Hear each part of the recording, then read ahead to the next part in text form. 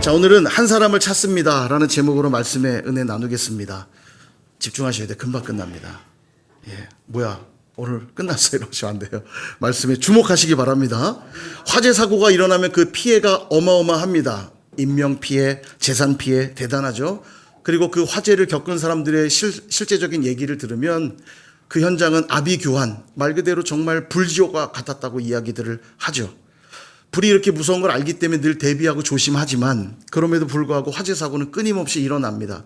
우리 머릿속에만 떠올려 봐도 1999년도에 있었던 시랜드 청소년 수련원 화재 사고, 2003년에 있었던 대구 지하철 화재 사고, 여러분 다 기억나실 거예요. 너무너무 끔찍한 사고들이었죠. 정말 아비규환이었던 것들을 봅니다. 최근에는 보니까 2019년에 있었던 강원도 고성 산불 화재 사고도 있었고요. 또 우리나라를 좀 벗어나서 해외로 가보면 매년 일어나는 캘리포니아 산불 화재 매년 일어나요. 최근에도 또 보니까 4주 전인가 일어났는데 피해가 어마어마합니다. 거기는 한번 탔다 하면 이 산지대가 너무 커가지고 피해가 어마어마해요.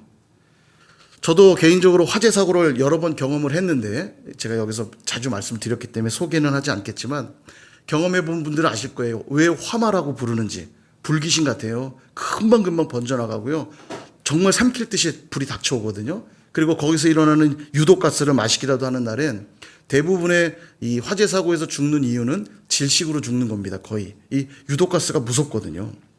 이처럼 무섭고도 대단한 화재 사고도 처음부터 큰 불로 시작되는 것이 아닙니다. 아주 작은 발화로부터 시작되거든요. 작은 스파크가, 이 작은 불꽃이 큰 불로 이어진다는 것은 우리에게 시사하는 바가 큽니다. 성경에도 보면 성령의 역사를 불로 묘사할 때가 많거든요. 가장 대표적인 것이 오순절 성령 강림입니다. 사도행전 2장 2절에서 4절을 보면 호련히 하늘로부터 급하고 강한 바람 같은 소리가 있어 그들이 앉은 온 집에 가득하며 마치 불의 혀처럼 갈라지는 것들이 그들에게 보여 각 사람 위에 하나씩 임하여 있더니 그들이 다 성령의 충만함을 받고 성령이 말하게 하심을 따라 다른 언어들로 말하기를 시작하니라. 아멘. 불의 혀가 갈라지는 것처럼 각 사람 위에 임했다 이렇게 표현하고 있죠. 성령이 임해서 가장 먼저 일어난 현상이 뭐였냐면 죄를 회개하는 역사가 일어납니다. 성령이 죄를 다 태우시거든요. 당일에 이 성령 강림의 역사를 체험한 이들에게 대각성 회개 집회가 일어나게 됩니다. 3,000명, 5,000명씩 막 회개하는 일이 벌어지거든요.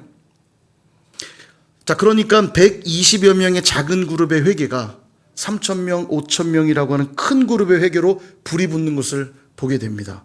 그렇다면 이 오순절 대각성 집회가 열릴 수 있었던 것은 무엇 때문이었을까? 예수님이 승천하면서 주신 약속이 하나 있습니다. 누가복음 24장 49절 볼지어다 내가 내 아버지께서 약속하신 것을 너희에게 보내리니 너희는 위로부터 능력으로 입혀질 때까지 이 성에 머물라 하시니라. 아멘. 이 명령을 따라 사도들과 예수님을 따르던 제자들, 무리들이 마가의 다락방에 모여서 약 120여 명의 이 사람들이 모여서 약속한 것을 기다리며 기도하기 시작하죠. 그리고 오순절이 되었을 때 약속한 성령이 부어지게 되는 겁니다. 그러니까 성령의 이 불체험이 일어나게 된 것은 예수님의 약속 때문이죠, 물론. 그러나 우리 편에서 보면 그 약속을 믿고 기다리며 기도했던 사람들이 있었기 때문이다. 그렇게 말할 수 있습니다. 교회사를 보면 대부흥의 기록들이 많이 있거든요. 제가 표로 준비했는데 놀랍습니다. 최근에 일어난 대부흥 운동들인데 이게 전 세계적으로 동시다발적으로 일어났다고 해서 글로벌 각성 운동이라고도 불러요. 글로벌. 전 지구적으로 일어났어요. 보면 시기가 비슷합니다. 1903년 함경남도 원산, 우리나라죠. 함경남도 원산에서 하디 선교사님을 중심으로 일어난 원산 부흥운동이 있었어요. 이 부흥운동이 불길이 이어져서 밑에서 두 번째 있는 1907년 평양 대부흥운동이 일어난 거예요. 장대현 교회에서 일어난 평양 대부흥운동. 이때의 기록들을 보면요. 바람 소리가 들리고 엄청난 회개운동이 일어나는데 사람들이 되게 신비한 소리들을 많이 들었다고 얘기하죠. 바람 소리가 들리고 엄청난 역사가 일어납니다. 그리고 1904년도에 영국 웨일즈에서 일어난 부흥운동, 이반 로버츠 목사님이란 분, 이 한 분의 기도를 통해서 기도에 불이 붙죠. 1905년에는 인도 카시 지방에 있었던 부흥운동, 1906년에는 LA 아주사 거리에 있었던 부흥운동, 아주사 거리에서 엄청난 성령의 부흥의 역사가 일어납니다. 1907년 아까 평양 대부흥운동 말씀드렸죠. 이 부흥운동을 본 많은 선교사님들이 영향을 받고 만주 지역으로 이동해서 만주에서도 놀라운 부흥운동이 일어납니다. 그게 1908년 만주 부흥운동이에요.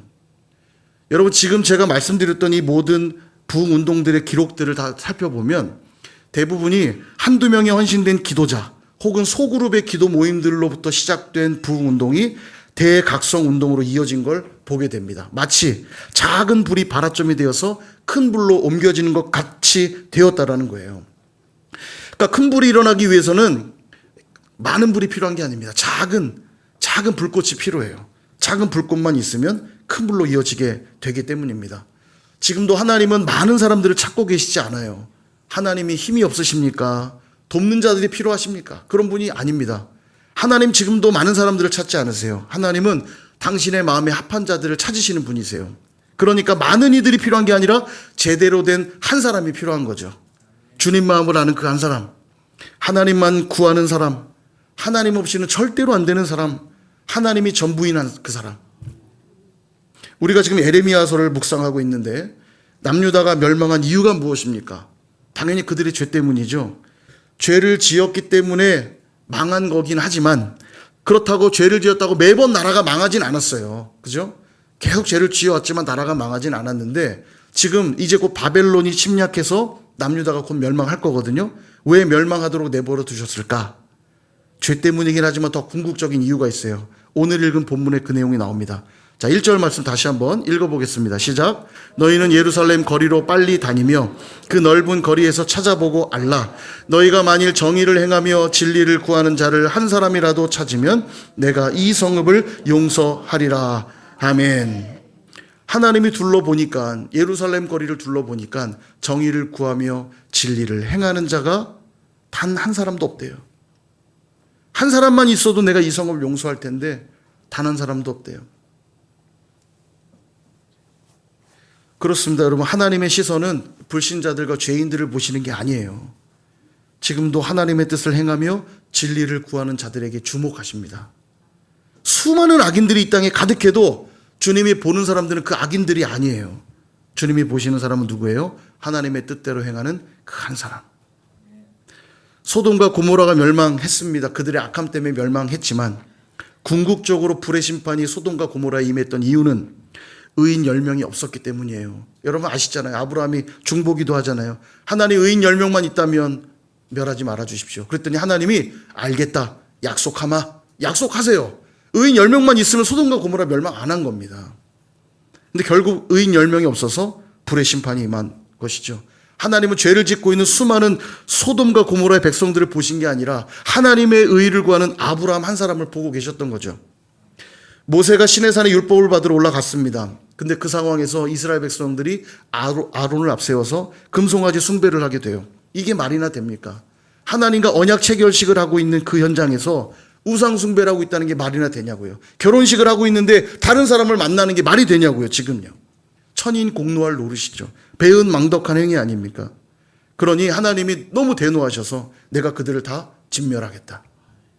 모세야 너를 통해 내가 새로운 백성들을 일으키겠다 말씀하세요. 근데 모세는 기도합니다. 아닙니다. 네. 그러면 하나님의 명예가, 하나님의 영광이 어찌 되겠습니까? 이 백성을 용서해달라고 기도하죠.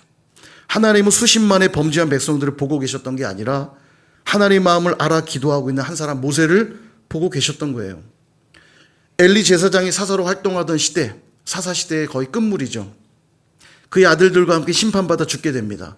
여전히 이스라엘 백성들은 우상 숭배, 바알과 아세라를 숭배하며 우상 숭배하고 있을 때에 하나님은 사무엘이라고 하는 선지자를 세우시죠. 그리고 사무엘이 미스바로 사람들을 다 모으고 그들을 위한 중보 기도를 하기 시작합니다. 이들의 죄를 용서하옵소서. 대각성 집회가 일어나게 돼요. 그리고 하나님은 그들의 죄를 용서하시고 그들을 억압하던 블레셋으로부터 대승을 거두게 하십니다. 이때도 마찬가지예요. 여전히 우상 숭배를 하고 있는 이스라엘 백성들을 보고 계셨던 게 아니라 회개하며 기도하는 한 사람 사무엘을 바라보고 계셨다라는 겁니다.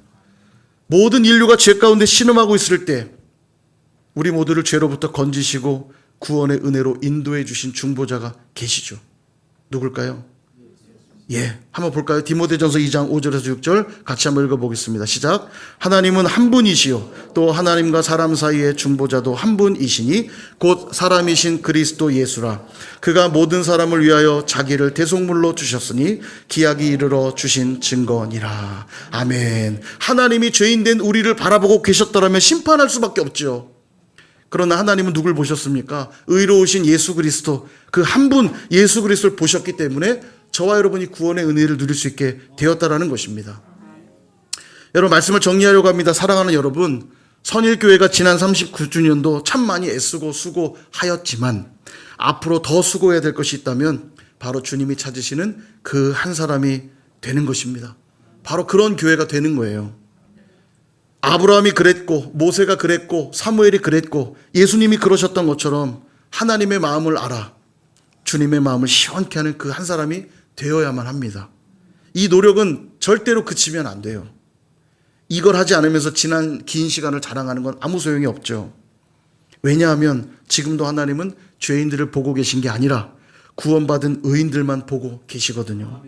세상을 복음으로 물들일 그 한 사람, 지금도 정의를 행하며 진리를 찾는 그 한 사람을 간절히 찾고 계시기 때문입니다. 이 땅에 8만의 교회가 있고 30만의 목회자가 있고 1000만의 크리스찬들이 있다고 말하고 있지만 이건 하나도 중요하지가 않아요.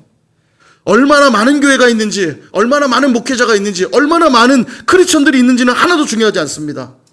중요한 건 정의를 행하며 진리를 찾는 그 한 사람이 이 땅에 있는가, 내가 지금 그 한 사람으로 살아가고 있는가, 그게 중요해요. 선일교회의 놀라운 영적 부흥이 부어지기 위해서는 바로 그 한 사람이 필요합니다. 누군가는 하겠지, 내가 굳이 하지 않아도 큰 문제 없겠지, 나는 너무 형편없어서 내가 해봐야 별 도움도 안 될 텐데 뭘. 이런 마음과 태도로는 선일교회가 희망이 있을까요, 없을까요? 있을까요, 없을까요? 왜 대답 안 할까요? 안 하려고. 그게 내 마음이니까. 그런 거 아니시죠? 주님이 찾으시는 한 사람의 모습은 아닙니다. 아무도 안 한다 해도 제가 할게요. 저라도 하겠습니다. 걱정하지 마세요. 주님, 제가 있잖아요. 제가 있잖아요. 아브라함, 모세, 사무엘을 얘기하니까 그래, 그분들은 참 대단한 분들이니까 그렇게 했겠지, 이런 생각이 드시죠? 전혀 아닙니다. 성경에는 이름 모를 한 사람의 이야기가 훨씬 더 많다는 거 아십니까? 아람 나라의 나아만 장군이 나병에 걸렸어요. 그런 그가 엘리사 앞에 가서 병 고침을 받죠. 그리고 아람으로 돌아와서 하나님을, 여호와를 전합니다. 이 아람은 대단한 장군이거든요. 그런 사람의 입에서 여호와를 증거하는 일이 벌어졌으니 대단한 일이죠. 근데 어떻게 이런 일이 벌어졌는가? 그 일은 나아만의 집에 잡혀온 이스라엘의 한 소녀, 이름도 안 나와요, 성경에 보면. 그 한 소녀가 주인님이 여호와의 종 엘리사 앞에 있었으면 좋겠습니다, 그 말을 전해줘요. 그 한 소녀가 있어서 이 놀라운 일이 벌어지는 겁니다. 사사 드보라의 명을 받은 바락이 가나안의 장군인 시스라를 잡으러 뒤쫓습니다. 막 쫓아가는데 이 시스라가 헤벨의 집에 숨어 들어가요. 근데 결국 시스라는 누구 손에 죽냐면 헤벨의 아내인 야엘이란 여인의 말뚝에 죽게 됩니다. 야엘이 누군지 아세요, 여러분? 누군지 잘 모르시잖아요, 그죠? 이름 모를 한 여인, 헤벨의 아내 야엘에 의해 시스라가 죽게 돼요. 드보라가 죽인 것도 아니고 드보라의 명을 받은 바락이 죽인 것도 아닙니다. 헤벨의 집에 있는 그의 부인 야엘이 죽인 거예요. 5,000명이 아무것도 먹을 것이 없었을 그때 오병이어의 기적이 일어나죠. 여러분, 이 기적이 일어날 수 있었던 이유가 무엇입니까? 오병이어를 내놓은 그 한 소년, 역시 이름도 안 나옵니다. 그 한 소년이 있었기에 놀라운 기적이 일어나는 거예요. 십자가의 죽음을 앞둔 예수님을 위해서 나병 환자 시몬의 집에서 한 여인이 옥합을 부어드리죠.